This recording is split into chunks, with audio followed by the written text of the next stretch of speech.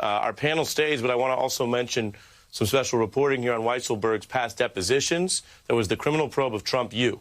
Weisselberg described his relationship with Trump as close but one-sided then. He said, I wouldn't go in there and just chit-chat, but if I had a reason to go in and discuss a business matter, we'd have a conversation. This is context for a very special guest we have to join our panel tonight, Tristan Snell, prosecutor who helped lead the investigation of Trump U. Thank you for joining us. Trump U famously was a business that gave out business advice that ultimately went out of business. So it wasn't a great smash success. But to Michael Steele's point, which you can pick up on, there is the view that even when caught, even to the tune of millions, the big guy tends to swim off. What are your insights on all of this from your experience there? Well, we actually got a court decision in that case that he didn't swim off. We actually got a court decision in the intermediate level of that case before it settled, where it was decided that Trump and the Trump Organization were liable for Trump University's misdeeds.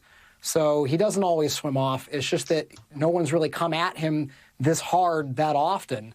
And as for Cohen being the only one to turn, well, he's the only one or one of the only ones who's actually been indicted in Trump's inner circle. When things are actually hitting you and you're actually really seeing the prospect of being convicted of a crime, people's tune can change. So I think we're way too early to say that he's going to turn or not turn. I think once he's indicted, we could see a very different situation arise. If he's indicted, although the Times says... If he's indicted. Weisselberg, right, although the Times says that... If he's indicted. If Weisselberg's indicted, we could see a very different story. Yeah. Well, I'm going to let Michael respond to you because the orator that he is, I'm sure he has a rebuttal cooking. But I'll give you one more question before we bring him in, which is Weisselberg is someone that you dealt with in this manner. I'm reading here from Washington Post reporting. He oversaw the spending decisions at Trump U, the online program which drew those 3 lawsuits. The deposition in the case speaks to that. And so, you know, there are experts here who say Money Man only scratches the surface. He was, at times, basically the acting CEO. What, if anything, can you tell us about that based on your knowledge? And is that good or bad for him as he faces this heat? Well, first off, you can find out a lot about an organization, about a company, about a target without actually having them cooperate with you. So we were able to get a lot of information on how the Trump Organization worked and Weisselberg's role in it, despite the fact that we did not have Weisselberg's cooperation. We never even felt like we needed to bring him in as a witness because we had already had enough knowledge of everything that we didn't really need Weisselberg, but we were still able to find the Trump Organization liable. And a lot of why the judge in the Trump University case decided that Trump Organization was liable was because of Weisselberg's very heavy-handed day-to-day control of the organization. Very much he was the acting CEO. I would also say that he was basically the COO, the chief operating officer of the Trump Organization, a role which has never really been filled, at least not that I know of in the past 20 years. So the CFO, you know, they're the ones actually like keeping the books and tracking the P&Ls and seeing exactly what money's coming in and what money's going out and making some high-level decisions based on that. But Weisselberg was doing more than that. He would actually decide which businesses would live and which businesses would die. At one point, the Trump University was not making very much money at first, and it was Weisselberg who actually had the Trump University people come in and say, hey, this business better start making more money or I'm shutting it down. He gave them an ultimatum. That came from Weisselberg, not from Trump. We think of Trump being the guy who runs around telling people you're fired. In real life, a lot of times it was Weisselberg who was the enforcer.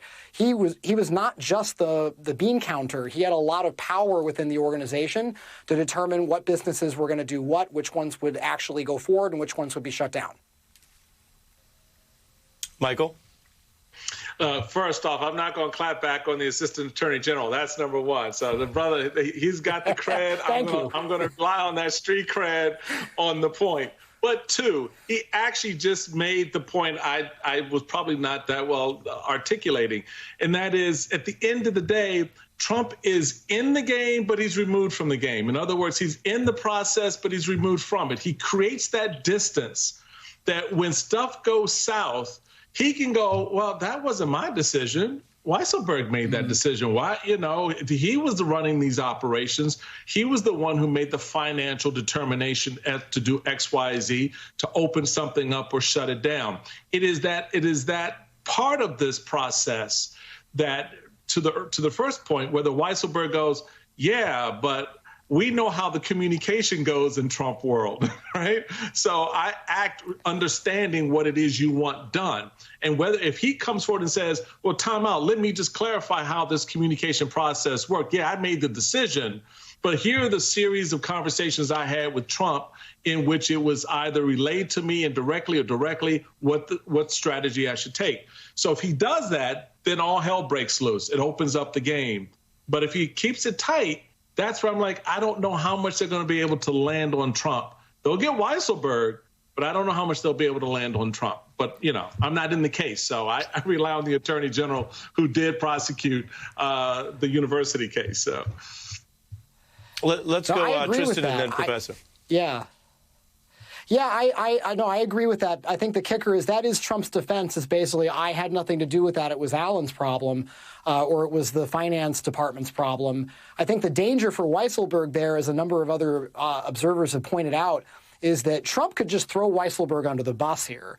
So Weisselberg, if he wants to actually come out of this okay, if he thinks showing up to work every day is going to somehow endear him to Trump and that Trump will take care of him, it doesn't matter. Trump ultimately doesn't have loyalty about any of the other people around him. We'll see about how loyal he is to his own children. But right now, he's never really shown much loyalty to anybody that works for him. So we'll see. He could just decide that he's going to use Weisselberg as the scapegoat. So I very much agree with that. Professor?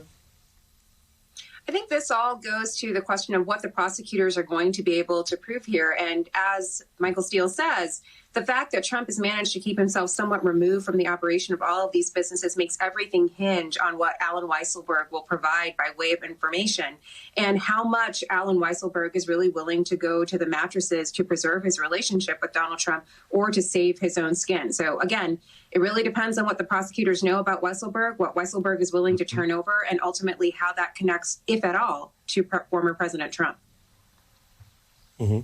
Melissa Murray, Tristan Snell, and Michael Steele on all the angles. Thanks to each of you. Michael comes back later. Coming up, as mentioned, President Obama going at Republicans over voting rights and obstruction.